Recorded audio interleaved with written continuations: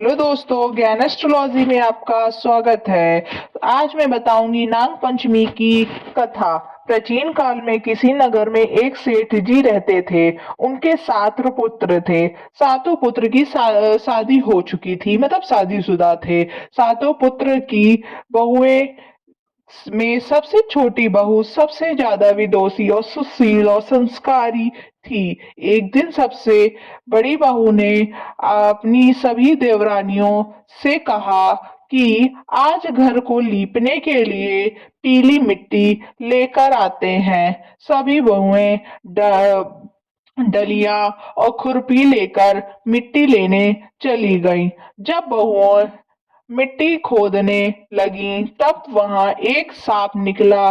बड़ी बहू उस सांप को खुरपी से मारने लगी तो छोटी बहू बोली, मत मारो मत मारो इसे, ये बेचारा तो। अपराध है। यह सुनकर बड़ी बहू ने सर्प को नहीं मारा। तब सांप एक और जाकर बैठ गया। छोटी बहू ने सांप से कहा, आप यहाँ से जाना मत, मैं अभी आती हूँ। ऐसा कहकर छोटी बहू सर्प के लिए दूध लेने चली गई। घर पहुंचकर वह अपने कामों में लग गई और सर्प को किया वादा भूल गई। अगले दिन जैसे ही उसे यह बात याद आई, तब वह दूध लेकर वहां पहुंच। तब उसने देखा सर्प तो वहीं बैठा है। सर्प मतलब सांप को देखकर वह बोली, भैया मुझे माफ कर दो, मैं अपने कार्य में लगकर आपसे किया वादा भूल गई थी। तब सांप बोला, मुझसे झूठ बोलने के लिए मैं अभी तुझे डस लेता, लेकिन तूने मुझे भैया कहा इसलिए मैं तुझे छोड़ रहा हूँ। आज से तू मेरी बहन हुई, तुझसे मुझसे जो चाहिए मांग ले। छोटी बहू बोली, भैया मेरा कोई नहीं है, मुझे एक भाई मिल गया, मुझे और कुछ नहीं चाहिए। बस जब भी मैं अपने भाई को पुकारूं तुम चले आना। कुछ दिनों बाद सावन के महीने में सेठ जी की सभी बहुएं अपने अपने घर जाने लगी। छोटी बहू से बोली, तेरा तो कोई भाई नहीं है, तू कहाँ जाएगी। यह सुनकर छोटी बहू बहुत रोई। तब वह सर्प एक मनुष्य का रूप धारण करके उसके घर आया और बोला, मेरी बहन को भेज दो। तब सामने सबने कहा, इसका कोई भाई नहीं है। तो वह बोला, मैं दूर के रिश्ते का भाई लगता हूँ। इस तरह विश्वास दिलाने पर घर के लोगों ने छोटी बहू को उसके साथ भेज दिया। रास्ते में उसने छोटी बहू को बताया, बहन मैं तुम्हारा भाई सर्प भाई मतलब सांप हूँ और तुम्हें अपने साथ अपने घर नागलोक ले जाने आया हूँ। तुम डरना मत, तुम मेरी पूंछ पकड़ लो। छोटी बहू ने सर्प के कहे अनुसार जैसा ही वह नागलोक पहुँचे, नागलोक में के धन ऐश्वर्य को देखकर छोटी बहू चकित रह गई।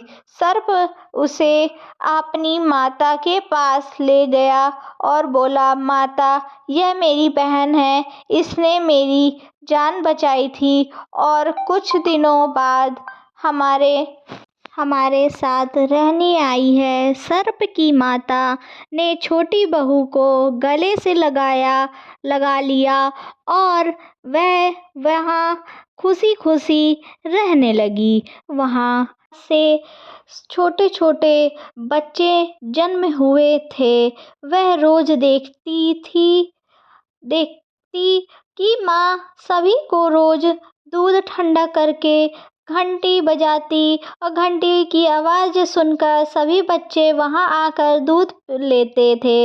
एक दिन वह माँ से बोली, माँ, आज मैं दूध ठंडा कर देती हूँ। अभी दूध ठंडा भी नहीं हुआ था कि उसने जल्दबाजी में घंटी बजा दी।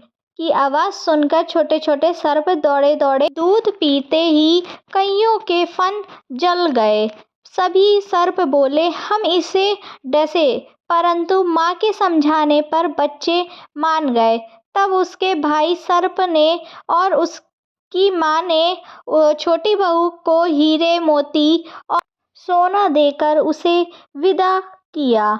इतनी सारी धन दौलत देखकर बड़ी बहू बोली, भाई ने इतनी सारी दौलत दी है तो इससे झगड़ने के लिए एक सोने की झाड़ू भी दे देता।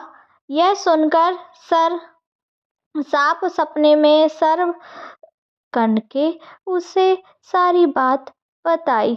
सर्प बोला, बहन, तुम दुखी मत हो, राजा खुद तुम्हें वह हार लौटाने आएगा।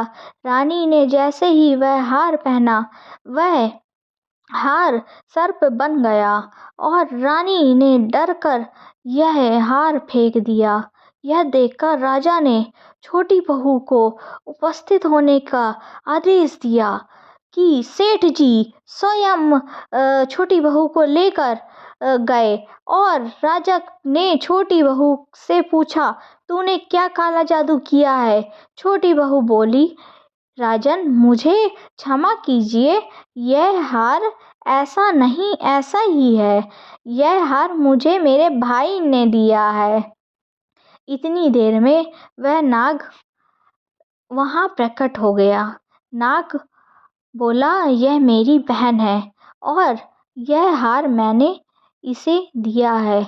यह देखकर सभी लोग ने नाग देवता को प्रणाम किया, क्योंकि उस दिन पंचमी थी, इसलिए उस दिन से नाग पंचमी का त्यौहार मनाया जाता है। तभी से सभी स्त्रियां सर्प को अपना भाई मानकर उसकी पूजा करती हैं। तो दोस्तों, कैसी लगी आपको आज की कहानी? ऐसी कहानी और कहानियों के लिए हमारे चैनल ज्ञान एस्ट्रोलॉजी को तुरंत सब्सक्राइब करें। धन्यवाद।